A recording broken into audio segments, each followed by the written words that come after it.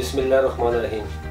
पित्ते की पत्थरियों का शाफी इलाज, बगैर ऑपरेशन पित्ते की पत्थरी से जान छुड़ाए।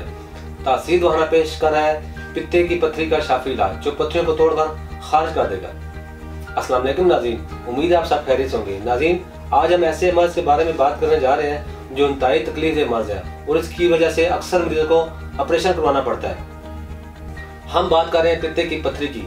यह मर्ज इतना शदीद होता है कि अक्सर लोग इस तकलीफ से बचने के लिए पित्ता ही निकलवा देते हैं और इसके बाद खुद को परहेजी खानों और अद्वियात का आदी बना लेते हैं। इस तकलीफ का कामयाब और आसान इलाज हम आज आपको इस वीडियो में बताएंगे। सबसे पहले ये जानना जरूरी है कि पत्थरी क्या है और क्यों बनती है और इसकी क्या वजूहात है।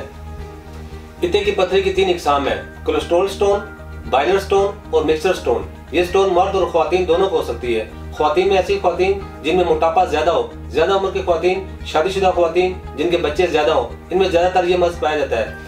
पित्ते की पत्थरियों का शिकार मर्द हज़ार भी होते हैं, लेकिन ख्वातीन में इसका तनासब ज्यादा होता है। ये किस तरह होती है, इसकी क्या अलामात है? मैदे में दर्द रहता है और मैदे में जलन रहती है, मुंह में खट्टा पानी आता रहता है, दाएं साइड पर पसलियों के नीचे और बैक साइड पर दर्द होता है और कभी कभी दाएं कंधे पर भी दर्द होता है। अक्सर मरीजों का पेट फूल जाता है और इनको लगता है कि शायद गैस की शिकायत हो गई है। क्या और मतली भी महसूस होती है या फिर बदहजमी समझकर लोग इस मर्ज को सीरियस नहीं लेते और इग्नोर करते हैं और दूसरा मर्ज समझकर इस मर्ज की अद्वियात लेते हैं। इस तरह यह मर्ज अपनी शिद्दत अख्तियार करता जाता है। ऐसा बिल्कुल नहीं करना चाहिए, बल्कि अगर किसी भी किस्म की तकलीफ हो तो इसकी तशखीस करवानी चाहिए और फिर इस मर्ज का इलाज शुरू करना चाहिए।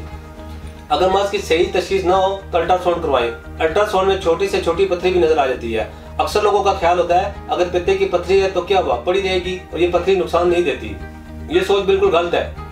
कोई भी मर्ज हो, अगर शुरू में ही एहतियात की जाए और इसका मुकम्मल इलाज करवा लिया जाए तो वो मर्ज जल्द ठीक हो जाता है और बढ़ता नहीं। इसलिए जरूरी है अगर आप इस तकलीफ दे मर्ज में मुब्तला हैं तो खुद को तकलीफ में रखने से बेहतर है इस मर्ज का इलाज करवाएं और इससे जान छुड़ाएं। इसके बाद मैं आपको मर्ज की वजूहात और उसका तरीका इलाज बताता हूँ। वजूहात में सबसे पहले कोलेस्ट्रॉल आता है। वो लोग जिनका कोलेस्ट्रॉल बढ़ा रहता है और वो लोग जो फास्ट फूड और मुरगन गज़ाओं का ज्यादा इस्तेमाल करते हैं, इनमें पित्ते की पत्थरी भी बन सकती है। जो लोग तेज मसालेदार या जंक फूड और मुरगन गज़ाएं ज्यादा खाते हैं, इनके हाजमे का अमल बहुत सुस्त हो जाता है क्योंकि इस किस्म की गज़ाएं हजम होने में बहुत ज्यादा वक्त लेती हैं, जो दूसरी बीमारियों के साथ साथ पित्ते में पत्थरी का सबब भी बनती हैं।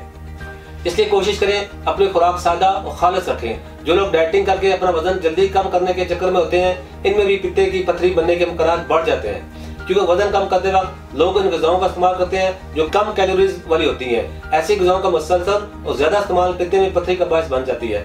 इसलिए अपने डाइट प्लान को हमेशा मुनासिब रखना चाहिए। मोटापा पित्ते में पत्थरी के अलावा दिल के अमराज को भी सबब बन सकता है। ज़ियाबीतस यानी शुगर में मुब्तला लोग भी पित्ते की पत्थरी के मर्ज में मुब्तला हो जाते हैं। खून में ग्लूकोज का इजाफा पित्ते में पत्थरी बनाता है। जो लोग 40 साल से ज्यादा उम्र के हो जाते हैं, इनमें भी पित्ते की पत्थरी बनने के चांसेस बढ़ जाते हैं। इन तमाम वजूहात को मद्देनजर रखते हुए तासीर वाले के माहिरान, हुक्मा, डॉक्टर्स, लेडी डॉक्टर्स और फार्मासिस्ट ने जदीद रिसर्च के बाद पित्ते की पत्थरी का कामयाब इलाज मुतारफ कराया है जो बगैर ऑपरेशन और सर्जरी के कामयाब इलाज है।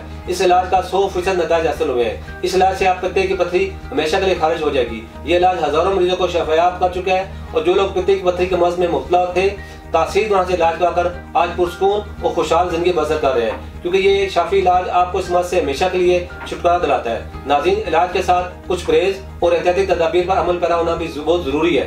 सबसे पहले अपनी खुराक सादा और खालिस रखें। ऐसी खुराक का हरगिज़ इस्तेमाल न करें जो पित्ते में पत्थरी बनाए या बनी हुई पत्थरी में शिद्दत पैदा करे। मसलन फास्ट फूड, बेकरी की बनी अशिया, मैदे की बनी हुई अशिया, चावल, टमाटर, हर किस्म का नशा, इन तमाम अशिया का इस्तेमाल तब कर दें। ताज़ा सब्जियों का इस्तेमाल करें। तेज मिर्च मसाले वाले खानों से परहेज करें। दिन के खाने में सलाद और दही का इस्तेमाल करें। दूध, मिल्क शेक का इस्तेमाल करें। फ्रेश फलों का भी रेगुलर इस्तेमाल करें। वॉक या हल्की फुल्की वर्जिश जरूर किया करें। पानी का ज्यादा से ज्यादा इस्तेमाल करें क्योंकि आप जितना ज्यादा पानी पिएंगे वो पित्ते की पत्थरी को यूटिलिटी सिस्टम के जरिए बाहर निकालेगा। इसलिए सुबह उठते ही निहार मुंह 2 गिलास पानी जरूर पिए। दिन को पानी का ज्यादा से ज्यादा इस्तेमाल करें, कब्ज ना होने दें। इन तमाम हदायत पर अमल करके आप इस मर्ज से बच सकते हैं। उम्मीद है हमारे नाज़रीन को आज के प्रोग्राम से फायदा होगा और बहुत सी मजीद मालूमात हासिल हुई होगी। अगले प्रोग्राम में एक नए मौजू के साथ दोबारा आपकी खिदमत में हाजिर होगा। तब तक के लिए मुझे इजाज़त दीजिए। अल्लाह हाफ़िज़।